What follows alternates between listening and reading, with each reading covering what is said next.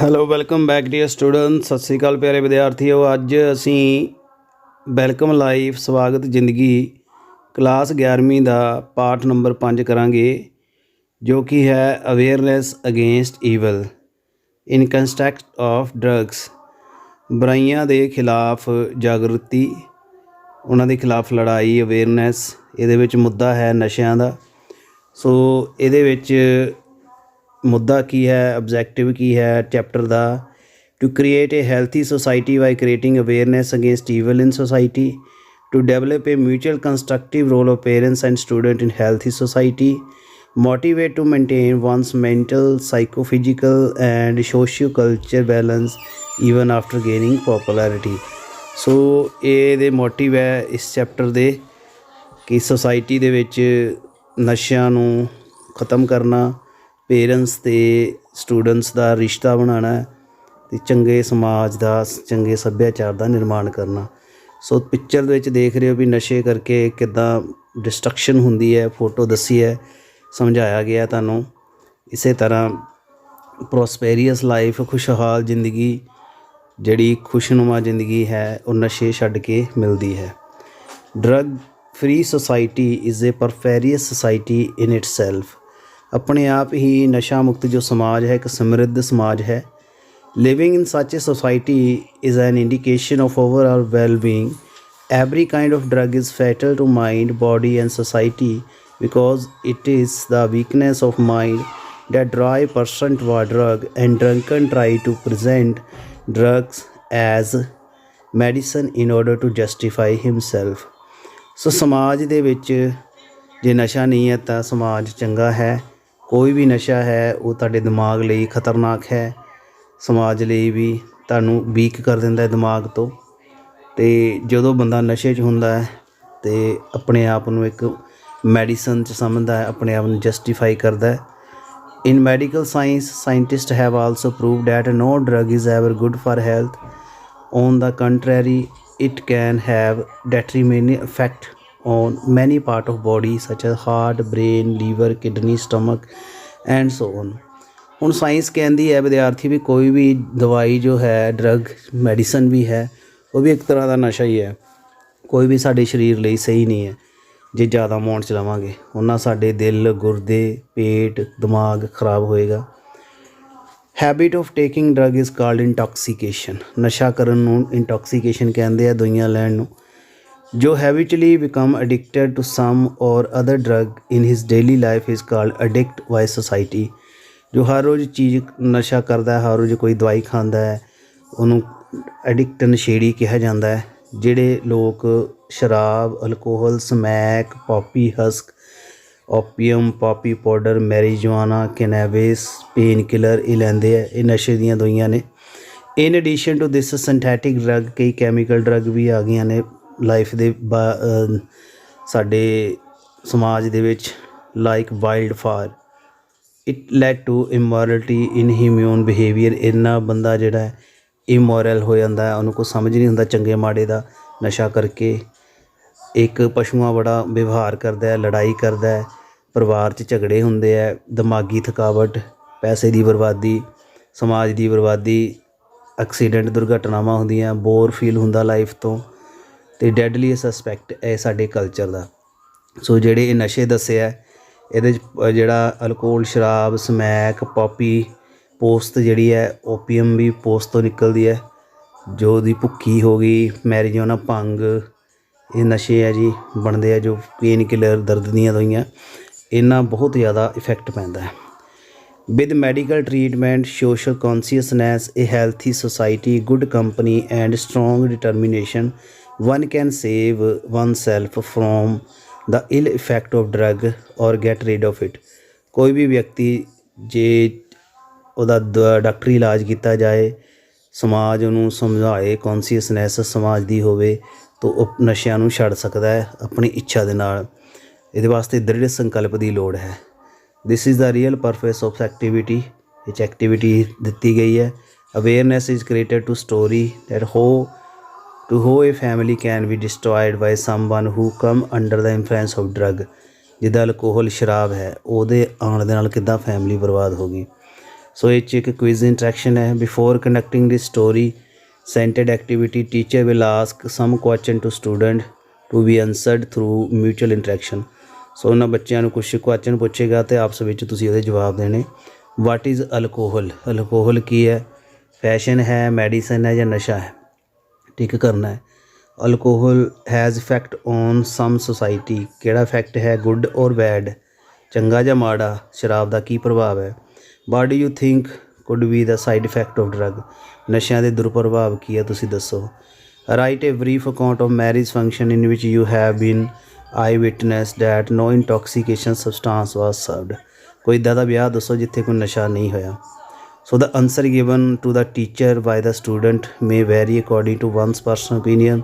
Teacher will divide the class into 4 group, बच्चों के अलग अलग जवाब हो सकते हैं। तो ये जो अध्यापक है 4 ग्रुप के क्लास में वंड देगा, स्टोरी दसेगा पुत्त दी माड़ी, सन्स ग्रेव, पुत्त दी मड़ी कहानी सुनाएगा विथ कैरिंग द एक्टिविटी तो पहले। This story will told the manner of the I witness account, ये कहानी तो पता लग जाएगा भी किस तरह नशे ने समाज नूं एक घर नूं बर्बाद किया। तो एक कहानी की है, पुत्त दी मड़ी कहानी है। बशीरिया your elder brother will not live much longer. Assure me today that you will not get married now. After your brother passes away, you will put a veil on your elder brother's wife. You will marry your elder brother's wife. बशेरिया जो है कहता है कि तेरा जो भरा है, बड़ा भरा हुण नहीं जी सकता, और नशे च गर्क हो गया। एंड अश्योर मी टुडे, मैनू कहता विश्वास दिला भी तू ब्याह नहीं कराएगा, तो after your brother passes away, जो तेरे भरा की मौत होगी तो उसकी पत्नी के नाल ब्याह करा लेगा। These were the word of the retired Patwari father, ये रिटायर पटवारी जो है वो प्यो के शब्द सन। दुलारा सिंह जिहदा नाम है, who knew that his eldest son, जिहदा बड़ा पुत्र, उन्होंने पता है बड़ा पुत्र दलवीरा soon leave his world in in year और 2, 1-2 साल दे विच जो बड़ा पुत्र दलवीरा है मर जाएगा, कोई शराब च गर्क है। वो बशीरिया नूं कह रहा है कि तेरा बड़ा जो भरा है ख़त्म हो जाएगा, दलवीरा तू उहदी वाइफ जो है उन्होंने ब्याह करवा ली। His liver was completely damage from drinking alcohol, शराब नाल उहदा पूरा लीवर खराब हो गया। Father knew that his son was on his last breath, प्यो नूं पता ही उहदा पुत्र जिहड़ा आखिरी साहां ते है। पापा seen the first father who while alive is waiting for his son to die, I cannot bear to hear all this. कहंदा मैं नहीं सुन सकता कि कोई पुत प्यो दे अखां सामने मरे। Bashira is upset by his father's statement and leave the house with an excuse. Time moves on. Couple of years, the same thing that was foreheaded by father Dulara happened. His eldest son Dalvira died in state of drunkenness. Wife, kid, mother, sister wailed, but the father dumbly gave his shoulders to Dalvira's bier. After burning the funeral fire, he returned home and community in a state of mourning, leave his son burning forehead. With my tear-filled eye, I gave him whatever consolation I could, but Dulara was dumb. He neither said anything or cried. According to his father, his youngest son Bashira, who did not disobey him, the father and the other relative make the younger son put a veil on eldest widow and settled on them. इसे तरह ही होया। कुछ समय बाद ਉਹਦਾ ਜਿਹੜਾ ਪੁੱਤ ਹੈ ਉਹਦੀ ਡੈਥ ਹੋ ਗਈ ਦਲਵੀਰਾ ਦੀ, ਤੇ ਉਹਦਾ ਸੰਸਕਾਰ ਕਰਕੇ ਅਸਥੀਆਂ ਪ੍ਰਵਾਹ ਕਰਕੇ ਫਿਰ ਉਹਨਾਂ ਨੇ ਬਸ਼ੀਰੇ ਜੋ ਸੀ ਉਹਦੇ ਨਾਲ ਵੱਡੇ ਭਰਾ ਦੀ ਪਤਨੀ ਨੂੰ ਵਿਆਹ ਤਾ। ਦੁਲਾਰਾ ਜਿਹੜੀ ਸਾਇਲੈਂਸ ਸੀ 15 ਜਾਂ 20 ਦਿਨ ਰਹੀ, flow ਅਨਕੰਟਰੋਲੇਬਲੀ And one evening meeting, while sitting alone in parlor, I had just this Dulara dude. You will kill yourself now. What was the destined to happen has already happened. How long will alcohol drunk daily enable a person to survive? ਕਹਿੰਦਾ ਵੀ ਸ਼ਰਾਬ ਕਿੰਨੀ ਮਤਲਬ ਬੰਦੇ ਨੂੰ ਜਿੰਦਾ ਰੱਖ ਸਕਦੀ ਹੈ। On hearing this, Dulara, who was sitting on a parlor, burst into tears and said, I dug my son's Dalve's grave with my own hand. ਫਿਰ ਜਿਹੜਾ ਦੁਲਾਰਾ ਹੈ ਉਹ ਕਹਿੰਦਾ ਮੈਂ ਆਪਣੇ ਹੱਥਾਂ ਦੇ ਨਾਲ ਆਪਣੇ ਪੁੱਤ ਦੀ ਕਬਰ ਖੋਦੀ ਹੈ। He was 15 year old when I my own hand had put alcohol in lid of bottle and gave it to him to drink. ਮੈਂ ਆਪ ਉਹਨੂੰ ਨਸ਼ੇ ਦੀ ਆਦਤ ਲਾਈ। At first kept refusing but drunk it sitting same table. ਫਿਰ ਹੌਲੀ ਹੌਲੀ ਉਹਨੇ ਪੀਣੀ ਸ਼ੁਰੂ ਕਰ ਦਿੱਤੀ। ਮੈਂ ਇਹਨੂੰ ਕਹਿੰਦਾ ਸੀ ਤੂੰ ਸ਼ੇਰ ਦਾ ਪੁੱਤਰ ਹੈ। I used to feel my proud of this. Then the little boy who put the veil, he did good, never participated in dark feed of his father and got spared. When I used to say, become my friend, my son, then he would often say, Papa. Mother say, if you are my loin son, then never take a sip of that bitter poison. I will not drink this. And calling him loin, she assured will. There were more talk of me being a stage speaker than Patwarkhana. I got everything in drunken parties with my friend and led my son down his wrong path, lost in evil taste of fame. And I had the illusion that alcohol was not a drug. He could not control himself. He was not a stage speaker like his father, but applause he got for singing on stage was no less priceworthy. He went then 10 steps ahead of me in attending drunken party with his friend. His alcohol consumption kept increasing day by day with me. Less what he started drinking heavily and gathering with friend turned him smacky to last days, and this happened today. Karmya, alcohol did not kill him, I killed him. If the father himself served liquor, then how could the son not drink? For the people addict died, for me not only son but also the father in same died. Sitting close to him, I was consoling him. I was overcome with sorrow and disturbing thought, and left me shocked as to what kind of father is he who is his lifetime had sowed the evil seed of alcohol on his son. ਸੋ ਵੱਡਾ ਪੁੱਤਰ ਜੋ ਮਰ ਗਿਆ ਉਹਦੀ ਗੱਲ ਕੀਤੀ ਹੈ ਜੀ ਦਲਵੀਰਾ ਦੀ। ਅਤੇ ਉਹਨੇ ਦੁਲਾਰਾ ਜੋ ਪਟਵਾਰੀ ਹੈ ਕਹਿੰਦਾ ਵੀ ਮੈਂ ਦਲਵੀਰੇ ਨੂੰ ਆਪ ਨਸ਼ੇ ਦੀ ਲੱਤ ਚਲਾਇਆ, ਆਪ ਹੀ ਸ਼ਰਾਬ ਦਿੰਦਾ ਸੀ।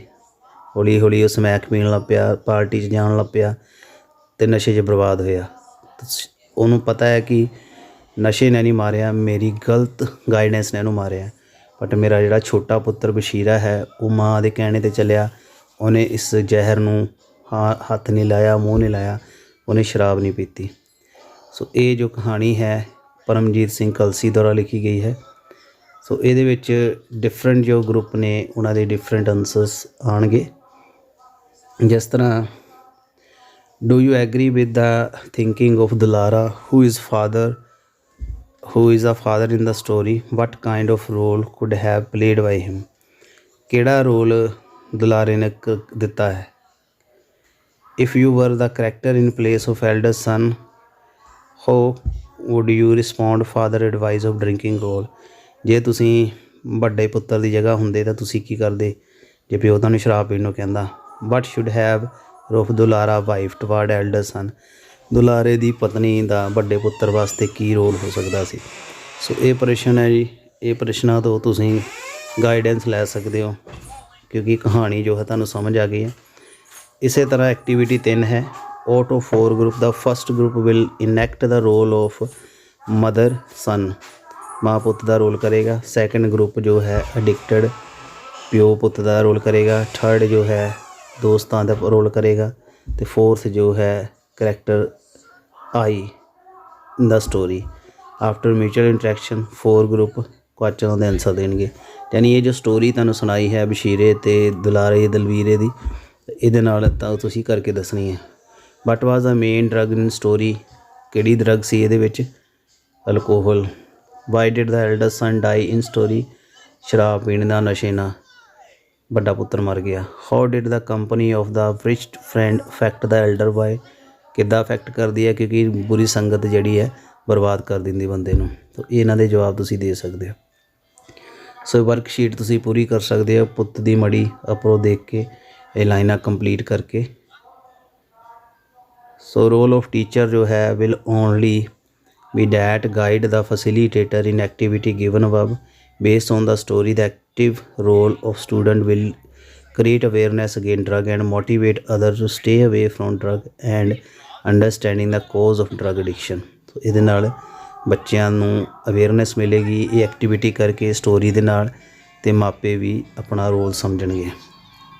ਤਾਂ ਵਿਦਿਆਰਥੀ ਉਮੀਦ ਹੈ ਮੈਨੂੰ ਜੋ ਵੈਲਕਮ ਲਾਈਫ ਦਾ ਪਾਠ ਹੈ 5ਵਾਂ ਤੁਹਾਨੂੰ ਸਮਝ ਆ ਗਿਆ ਹੋਏਗਾ। ਅੰਗਰੇਜ਼ੀ ਮੀਡੀਅਮ 'ਚ ਮੈਂ ਕਰਵਾਇਆ ਕਿਉਂਕਿ ਮੋਸਟਲੀ ਬੱਚੇ ਅੰਗਰੇਜ਼ੀ ਮੀਡੀਅਮ ਦੇ ਹੈ। ਪੰਜਾਬੀ 'ਚ ਵੀ ਸਮਝਾਉਣ ਦੀ ਕੋਸ਼ਿਸ਼ ਕੀਤੀ ਹੈ। ਹੁਣ ਤੁਸੀਂ ਪੰਜਾਬੀ ਦੀ ਬੁੱਕ ਤੋਂ ਵੀ ਆਰਾਮ ਨਾਲ ਸਮਝ ਸਕਦੇ ਹੋ। ਅਗਲੇ ਵੀਡੀਓ ਵਿੱਚ ਤੁਹਾਨੂੰ ਮੈਂ ਇਹਦਾ ਪਾਠ ਨੰਬਰ 6ਵਾਂ ਕਰਵਾਵਾਂਗਾ। ਧੰਨਵਾਦ ਵੀਡੀਓ ਦੇਖਣ ਲਈ। Best of luck for term 1 exam.